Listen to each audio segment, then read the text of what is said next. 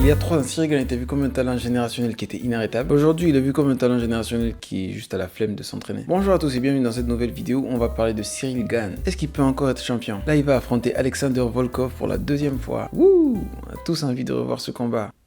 Déjà avant son combat contre Francis, Cyril Gane était invaincu, 10 victoires, 0 défaites. Vous voyez comment on voit Thomas Pinal aujourd'hui là? Bah c'était lui. Et surtout il était vu comme quelqu'un de complet. À certains moments il y avait des combats qui n'étaient pas assez excitants, mais à chaque fois il montrait qu'il était meilleur que tout le monde. Et c'est comme ça qu'il a gagné la ceinture intérimaire contre Derrick Lewis. Dans l'un des combats les plus déséquilibrés de l'histoire, Derrick Lewis ne pouvait rien faire face à lui. Puis là est venue l'unification des ceintures contre Francis Ngannou. Et c'est là que les choses ont commencé à se gâter. Parce qu'on sait tous, il a perdu contre Francis, qui avait un genou pété. Mais le pire c'est que la manière dont il a perdu contre Francis, c'est pas comme tout le monde perd contre Francis, c'est-à-dire se faisant mettre KO. Si c'était ça, on aurait tous dit, bon, de toute façon, c'est Francis. Qui ne met pas KO? Mais non, il a prouvé que son striking, vraiment, faut pas essayer des tests quoi. Mais c'est la première fois que Francis utilise son grappling de façon si effective. Francis, c'est un meilleur lutteur que toi. Il y a un problème quelque part. Mais le combat était très serré et l'opinion publique était toujours en mode non, de toute façon, le combat est très serré et en plus, Francis a une force de fou malade. S'il t'attrape, forcément il te met au sol. Puis il s'est refait contre Tai Tuivasa dans un combat très divertissant, son meilleur combat à mon sens. L'UFC l'a mis gratuitement sur YouTube d'ailleurs, allez regarder. En parlant d'aller regarder, vous regardez cette vidéo? Oui.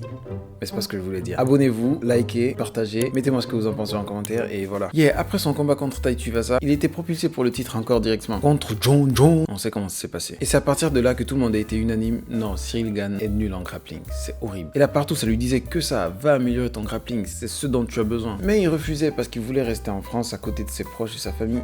Ce qu'on comprend absolument, mais bon, si tu veux être champion plus tard, faut pouvoir faire des sacrifices, on va en parler plus tard. Puis après ça, il a affronté Sergei Spivak. Il a battu un normal, mais c'est Spivak quoi. Puis c'est à partir de là que les choses vont se gâter. Parce que c'est après ce combat qu'il a refusé un face-à-face contre Thomas Pinal. Thomas Pinal s'est déplacé à Paris pour organiser le combat, mais il a dit non, que lui veut aller directement vers la ceinture. Mais ça faisait pas de sens aussi. Comment, après avoir perdu en 2 minutes, tu penses qu'en battant Sergei Spivak, tu peux retourner te battre contre Jon Jones? Genre comment tu crois que c'est possible? Là c'est la première plus grosse erreur de management qu'ils ont faite. Et peu de temps après, boum, Thomas Pinal est devenu champion intérimaire à son tour. Donc Cyril Gane dit, hey, Thomas Pinal, tu veux te battre? Thomas Pinal fait non, non, non.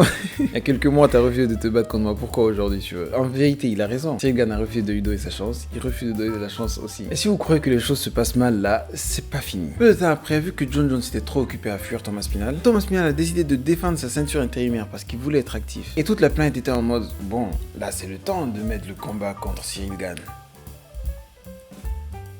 Cyril Gane était occupé à tourner un film au lieu d'aller se battre. Ils ont très bien justifié le bail en mode oui, ils avaient prévenu l'UFC qui devait faire un tournage. On comprend. Mais en tant que fan, on est d'accord que on a envie que l'athlète soit autant impliqué dans sa carrière que nous on est impliqué dans sa carrière. Mais avec lui, on a toujours l'impression que on a plus envie qu'il soit champion que lui-même. C'est pour ça qu'on aime les gens en mode Whittaker, il se bat contre n'importe qui. On aime Ramzat.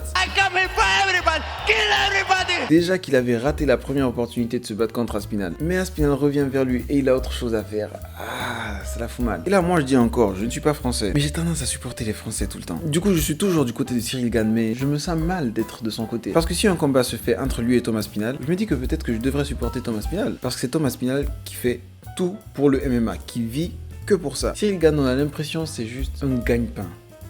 Sérieusement, on a l'impression il s'en fout. Genre quand on le voit rigoler, faire des blagues, danser, sourire. Ok, il stresse pas, mais genre, implique-toi quoi. Et le pire du pire, les gens n'en parlent pas assez. Mais quand il a battu Derrick Lewis et il a gagné la ceinture intérimaire, il avait oublié que c'était pour la ceinture intérimaire. Regardez la réaction de Thomas Pinal quand il a gagné la ceinture intérimaire. Lui, regardez. Il avait oublié.